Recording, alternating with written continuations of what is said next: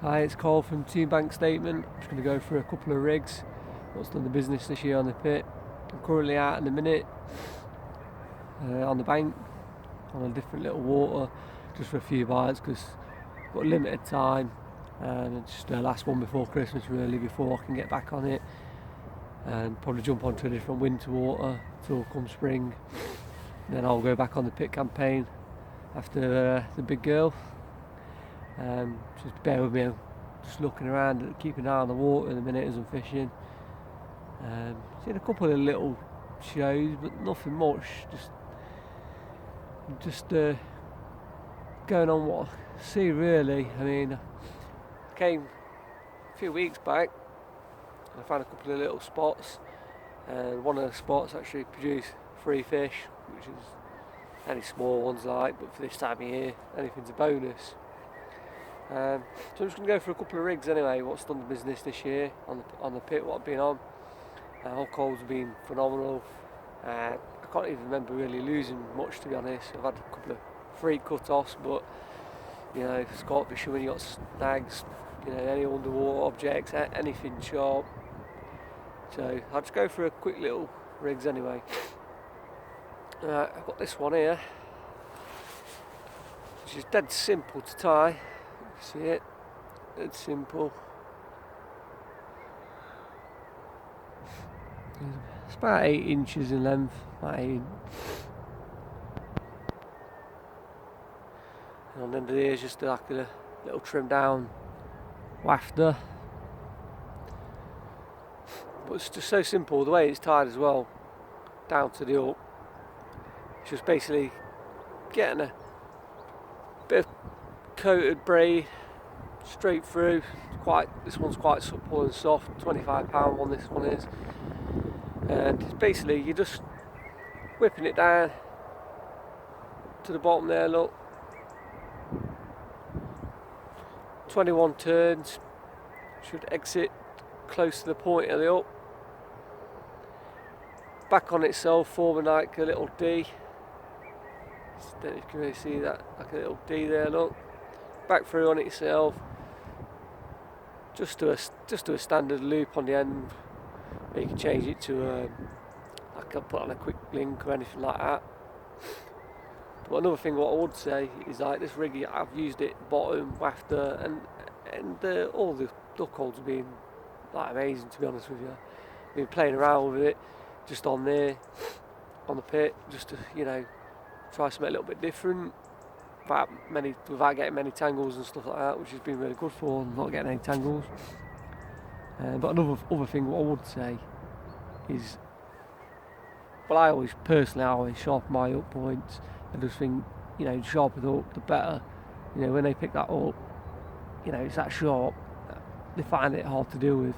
I've watched them when I've been stalking on the pit and they pick the bait up and they just like, literally, they just pick it up and shake that fast. Like, they panic because it's that sharp and sticky, they can't physically, they struggle really to get rid of it. But yeah, you know, it's a really sharp hook anyway. This one I'll sharpen up myself. Obviously I do my own hooks, sharpen them up, get mega sharp, and I think it does definitely give you an advantage. Right, I'll quickly show you another one.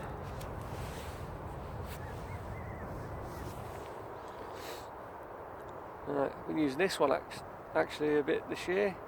I mean, everybody's probably nothing new. Everybody's probably heard of it now. Right. It's called, obviously they call it the Ronnie rig. Just turn it around a second for you. They call it the Ronnie rig. You know, nice little effective rig, to be honest with you. You know, I've had some really good hook holds on it, and you know, with this little 12mm I've got on here, it just, you know, critically balanced really. It just, you put it in the water and I try it, it just sort of like, the lead sort of just hits the bottom.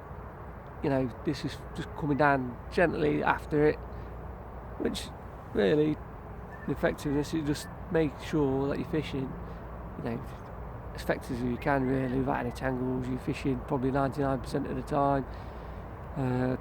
again, I'm just using a soft coated braid through. And it's really good stuff. Just, you know, nice and supple. Don't know really what's out, unless it's mega clean and hard. I'll probably go change it for a stiffer link, stiffer material. But to be honest with you, I've just been using this soft, supple £25 one, and it's been doing the business. To be honest with you, strong as anything, reliable, no problems whatsoever.